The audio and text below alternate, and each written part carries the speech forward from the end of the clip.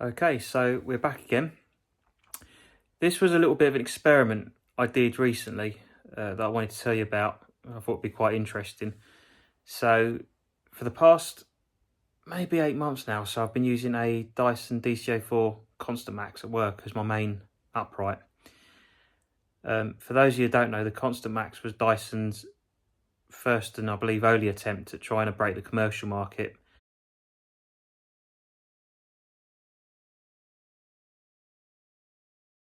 It was based on the DC04, standard DC04 without clutch. They made a few changes to it to make it a bit more user-friendly in a commercial environment. So it had a low wattage 1000 watt motor, and the idea behind that was it would be quieter and last a bit longer in the long run. Secondly, they gave it a filter condition indicator as well, just to help you keep on top of maintenance and keeping the filters clean. And thirdly, they gave it a detachable cable, which was easier to replace if it got damaged. So that was the Constant Max. I've been using one of those for a while, and in theory, it's a great idea. I mean, a bagless machine in a commercial environment makes great sense in terms of, well, put it this way, I probably get through about 2 bags a week. So when you add that up, it's quite expensive. So the fact I've taken that out of the equation and I'm not having to fork out for bags all the time is a big bonus for me running a business. So the other thing is it's very little maintenance as well. So all I have to do is every so often put the filters in the washing machine and that's it. So in theory, it's a great machine, made great economic sense. And to be totally honest, in practice, it's been fantastic. I've been really, really impressed with it. It's really practical. It's got all the tools on board that you need. It's been really reliable. The only downside really is the noise. It is seriously noisy. And when you're using it for hours and hours at a time, it can get a bit tedious. So that's the only thing that's kind of put me off really. But it got me thinking. I wonder if a modern Dyson upright would fare so well in a commercial environment, because they've come a long way since the Constant Max. I mean, the Constant Max was released in about sort of 2002, 2003. So we're talking 20 years ago. But I was unsure really as to how the modern Dyson would cope in terms of sort of performance and reliability and build quality as well, because as we know, Dysons aren't built quite as well as they used to be. So I thought I'd give it a go and see what happened. So this is the machine I chose for the task.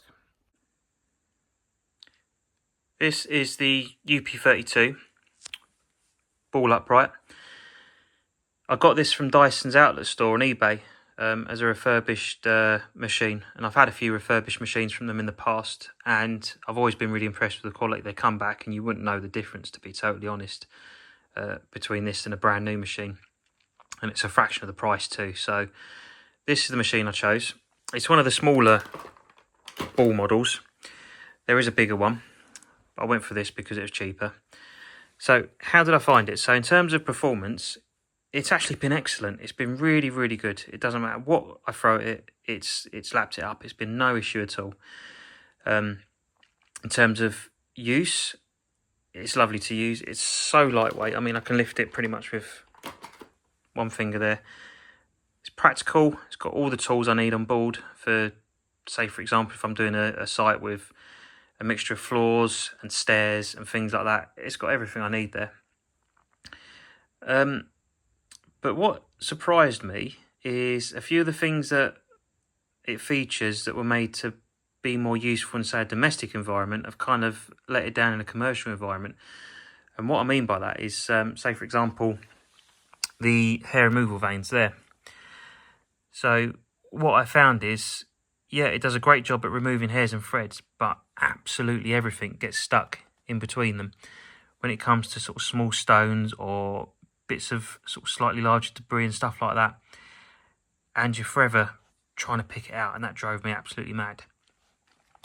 The other issue I found is the airwaves or the air paths are so narrow. So you can see there that the inlet into the the bin, you know, it's not even an inch wide. And that goes down all the way. You've got a small hose that runs through the middle.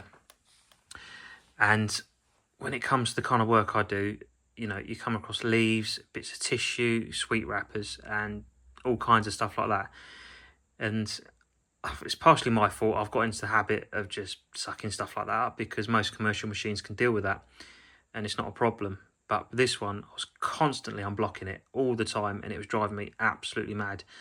Even when I was being really careful, occasionally, you know, without realising, you pick up something like a pen lid or something like that, sweet wrapper, and that's it, it's blocked. And depending on where the blockage is, it's not the easiest machine to unblock. So that was another issue. The third issue was the size of the bin, and again, it's not really the machine's fault. It's not designed to kind of be picking up the amount of dirt I was sort of picking up on a daily basis, but I was constantly emptying it. So maybe 2 or 3 times on a job, I'd have to empty the machine because it'd be full. And I didn't have that issue so much on the Constamax because it had a bigger capacity. But in its defence, considering it's not made to be a commercial machine, it did very well. I mean, the outright cleaning performance is brilliant, and the thing I love about it is the fact it keeps its suction power. So with a lot of the bag machines, the suction tends to drift off quite quickly, and you know, it stays that way until you actually replace the bag. Especially at sites that are sort of very high traffic sites and you're getting a lot of fine gritty dirt being dragged in. There wasn't a problem with this. It kept its suction power throughout, and that was great. It meant I didn't have to kind of worry about stopping and emptying it until it was actually full, which was good. The other thing I liked was the manoeuvrability of it. It's really lovely to use. Even in sort of confined or smaller buildings, it was absolutely fine. And in its defence, it's coped pretty well with being thrown in and out of the back of the van as well. It still looks good. I mean, the bin has kind of, it's lost its shine. It's gone a bit cloudy, but that was to be expected, to be honest. Same with the floor tool. But apart from that, I've been quite impressed.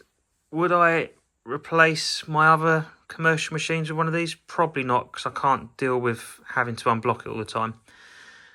But overall, it didn't do too badly. And I think in the right kind of environment, say a cleaner office or something like that, it'd probably do pretty damn well. The kind of work I do is pretty tough going for any machine, to be honest. So I can't really fault it in that respect because it's not made. It was never intended to do the kind of work I was making it do, but it did it. It was fine. So there we go.